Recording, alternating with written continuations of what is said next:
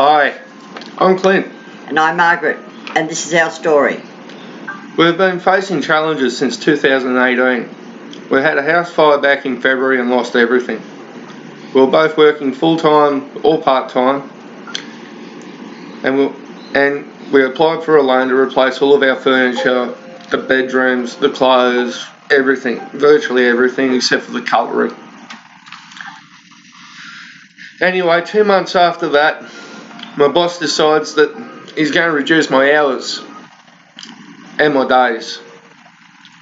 So I retrained as a security guard and found a new job. At the end of 2018, At the end of 2018, my boss at Domino's, which is a franchise, sold it to another franchisee, and my hours started to reduce to the point where I was looking into retraining myself as something else or looking to work at another franchise. But I cannot work in more than one store at a time, Domino's policy.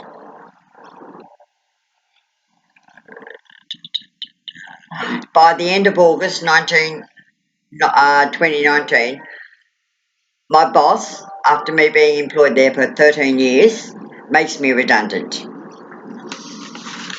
so my car had been playing up, losing water, couldn't find any leaks, and I was given the general runaround by mechanics, trying to find the cause of my problem. So I applied for a loan to buy a new car, and yay, I was approved. But then 2 days later, my gearbox blew up in my BMW, which wasn't the problem that I was looking out for. And my Toyota lost the master cylinder for the clutch, and the heater core cracked. And I had to put my 14-year-old third child down. He had cancer. It was very sad. And I was very sad. I keep looking at him. Sorry. He's over there in a box on the table, next to the TV where I can see him all the time. And I had to rent a car until I could get one fixed. So it was cheaper and easier to bypass the heater core and do the clutch master cylinder on the Toyota. And I tried to find quotes to repair my car with lots of requests of, just bring it down, we'll look after you. At that time, this is when Margie lost her job. So I decided, because Centrelink would not help us, and because I earned $10 too much, Centrelink couldn't help us. And we had money in the bank, which was the $8,000 still left over from the loan, after doing the few repairs to try and get things going.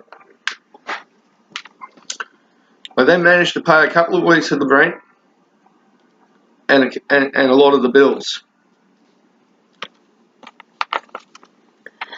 I went to the doctor's office after having difficulties breathing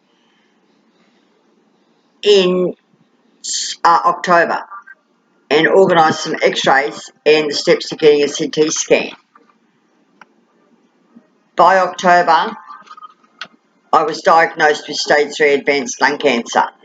I started chemo in November, and Centrelink was still playing games, not wanting to help.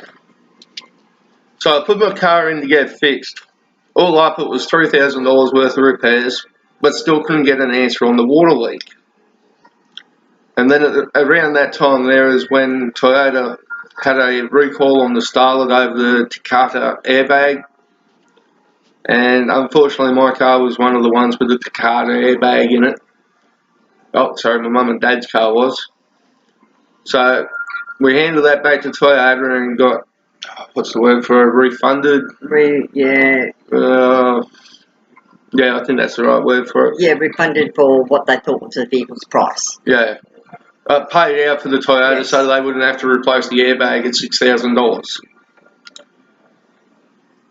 So anyway, it started. Centrelink started paying in January. By that time, we were 4 weeks behind in rent. We asked the banks for help, and they postponed all payments of the loan until October the 4th this year. So as of now, we're now 1 week behind in rent. We just got a $750 power bill. The loans are about to start again at nearly $770 a month, or $185 a week. My car needs a head gasket, water pump, thermostat, and an expansion tank. And I've been quoted about $3,500. And we've rented $370 a week. All of our pay from Centrelink and work is gone. And we're going to be short approximately $100 a week. And I just can't save up for the repairs. We just want to pay out the loans, repair the car, and be able to move to a cheaper place to live. Please help. We have nowhere to turn. My parents can't help us. Our parents can't help us. As they are retired. As they're all retired now and they've got nothing left. Thank you for listening to our story. Thank you.